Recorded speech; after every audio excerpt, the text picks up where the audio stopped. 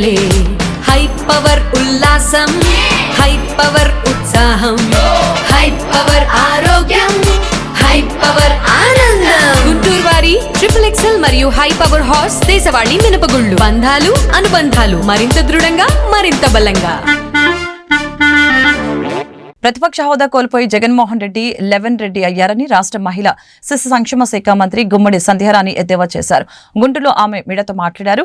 రోజా వ్యాఖ్యలపై తీవ్రంగా స్పందించారు. ప్రజలు ఓడించినా ఇంగిత జ్ఞానం లేకుండా మాట్లాడుతున్నారని మండిపడ్డారు. ప్రపంచంలోనే 4,000 పెన్షన్ అందిస్తున్న సీఎం చంద్రబాబు అని కితాబిచ్చారు. రెడ్ బుక్ అంటేనే వైసీపీ నాయకులు భయపడి హాస్పిటల్ పాలవుతున్నారని పేర్కొన్నారు. జగన్ పులివెందుల ఎమ్మెల్యే అని, నారా లోకేష్ మంత్రిని ఏ విషయం తెలియకుండానే అంబటి రాంబాబు స్థాయి గురించి మాట్లాడుతున్నారని మండిపడ్డారు. అధికారంలోకి వస్తామని పగటి కలలు కనొద్దని, యుగాంతం అంతమైతేనే జగన్ అధికారంలోకి వస్తారని మంత్రి వ్యాఖ్యానించారు. యాక్చువల్గా ఒక జబర్దస్త్ రోజా గురించి నన్ను మీరు మాట్లాడమంటున్నారు. నాకు అసలు మాట్లాడడానికే అవమానకరంగా ఉంటుందండి ఆవిడ గురించి మాట్లాడాలంటే. ఎందుకంటే ఒక పద్ధతి పాడు లేదు, మాట్లాడిన దానికి ఒక అర్థం ఉండదు.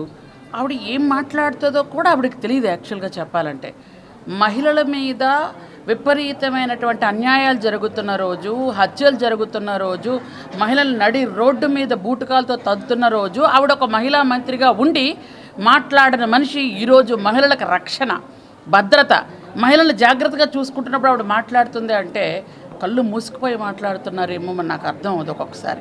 ఎందుకంటే గులువింద తన వెనక్కున్న నలుపు తెలియకుండా మాట్లాడిన చందాన మాట్లాడుతున్నారు వాళ్ళకి.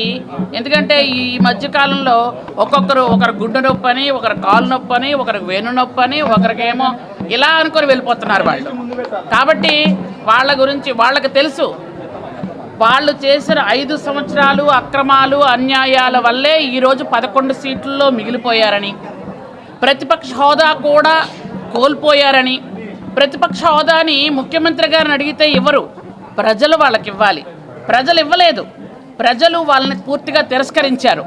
151 సీట్ల నుంచి ఈరోజు 11 వచ్చాయి. అంటే 11 రెడ్ అయ్యాడు ఆయన. ఈ 11 రెడ్ అయ్యాక కూడా ఇంకా బుద్ధి రాలా, అసెంబ్లీకి రావట్లేదు.